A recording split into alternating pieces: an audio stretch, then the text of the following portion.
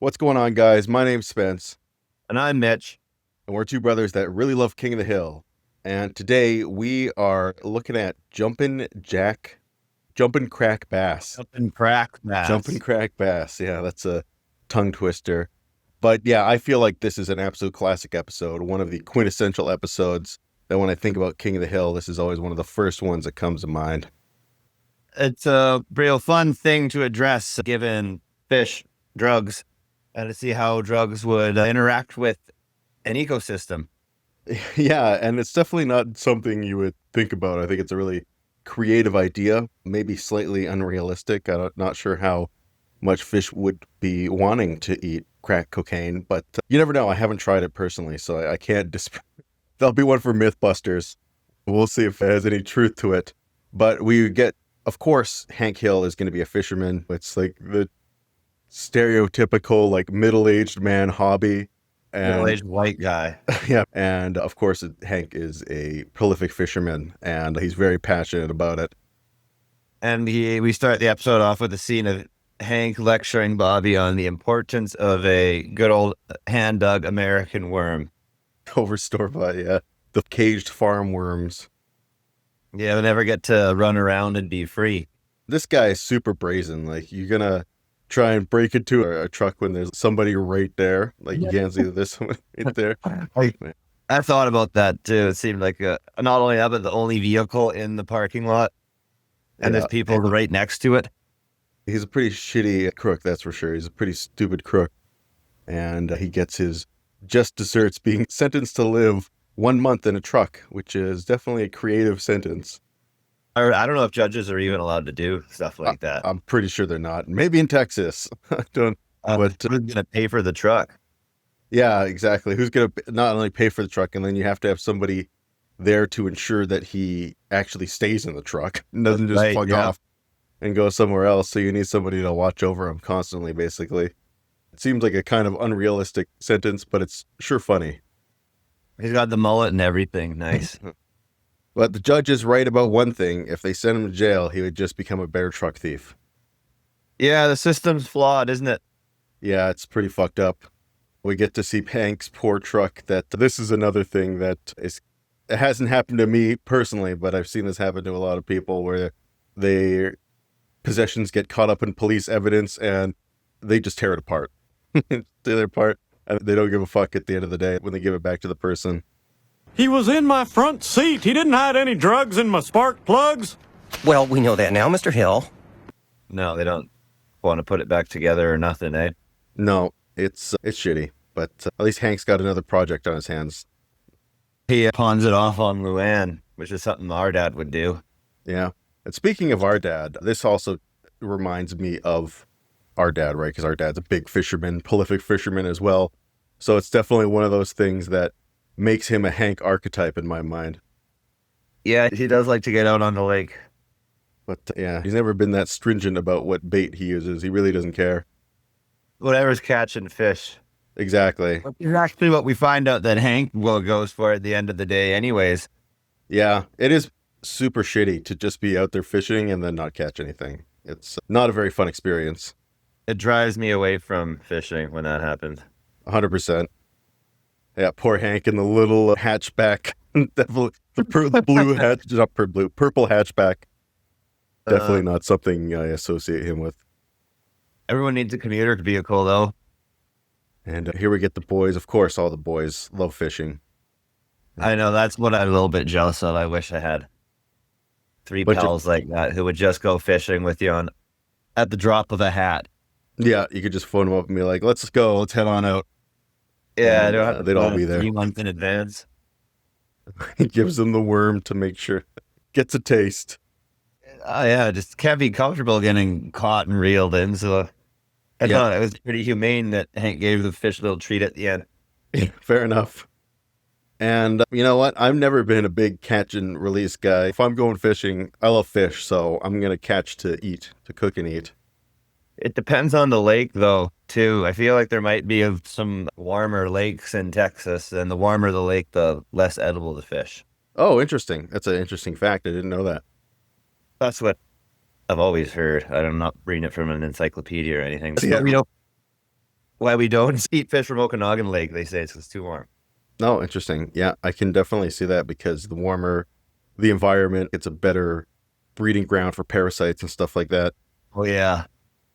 So Hank has finally given up on the worm after his friends busted his balls after not catching a single fish.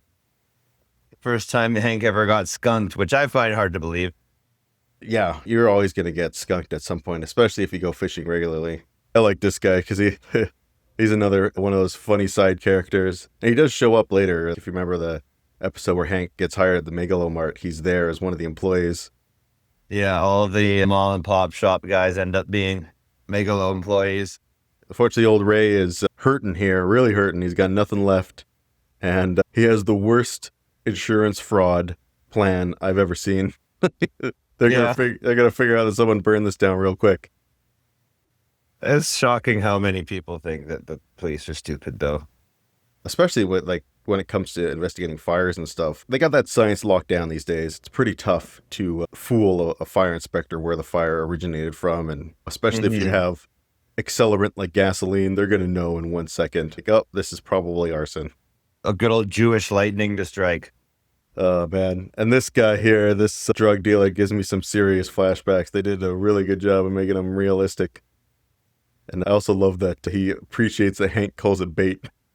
I also like how he calls Hank G. I guess he is so naive and not used to this kind of environment that he'll just accept anything. Ray was telling me about your bait and... Bait. You call it bait.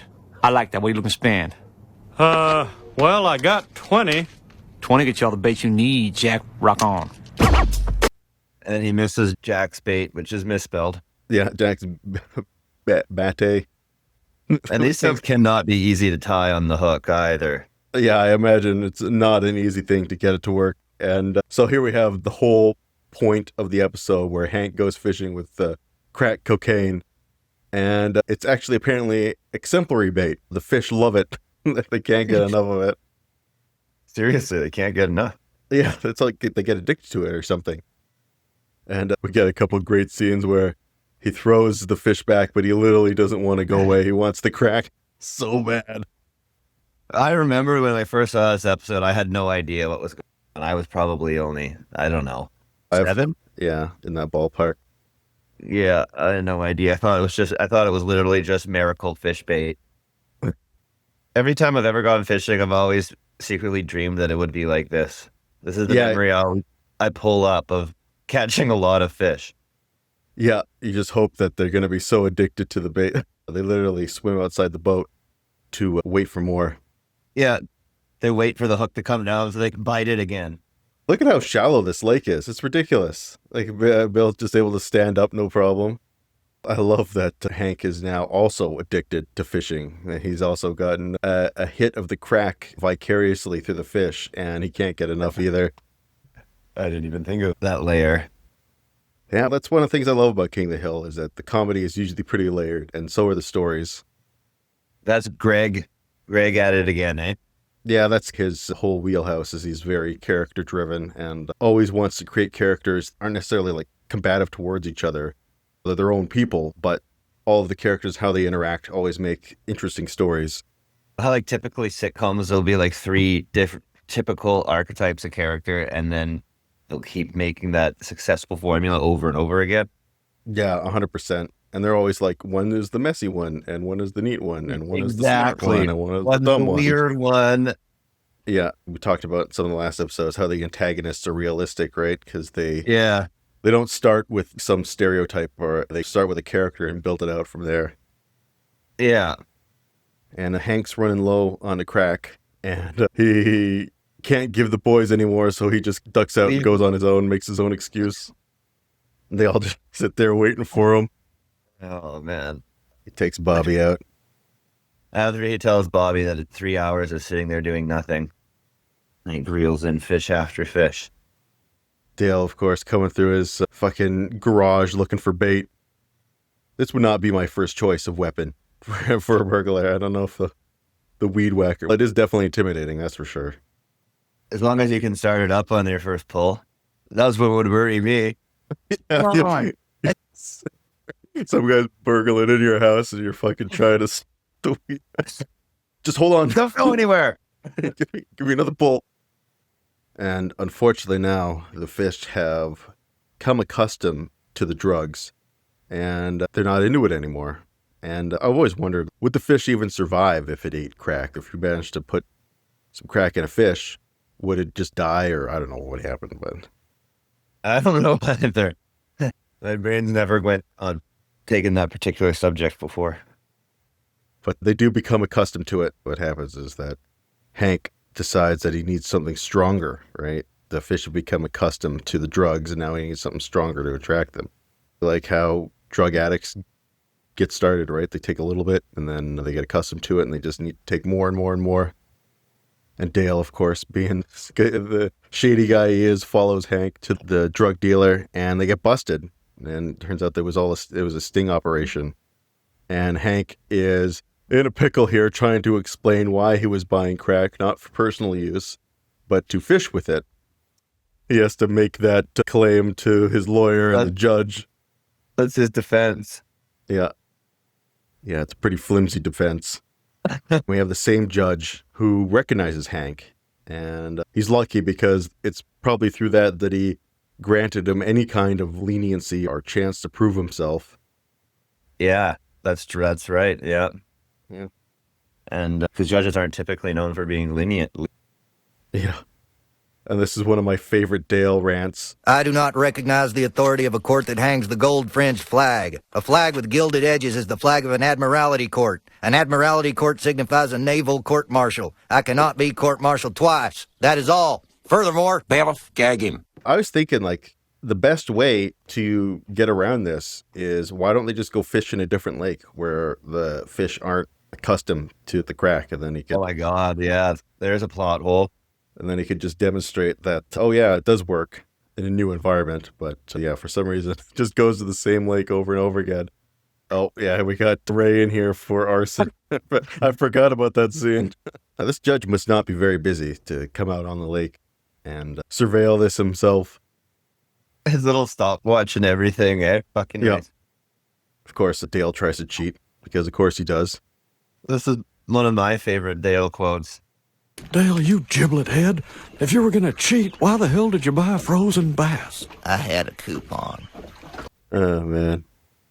But Hank gets lucky here, and it looks like that it didn't work out at the last second. So he puts a worm on instead of a piece of crack.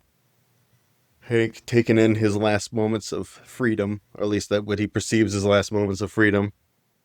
And he catches the tiniest fish, but it's enough to keep him out of jail. Most beautiful fish he's ever seen. The fish of freedom. We always take joke pictures when we catch a tiny little fish. Yeah. To pretend like it's big. Those are always funny. I was going to say it's a good callback to the old Polaroids. But there we go. One of King of the Hill's classic episodes.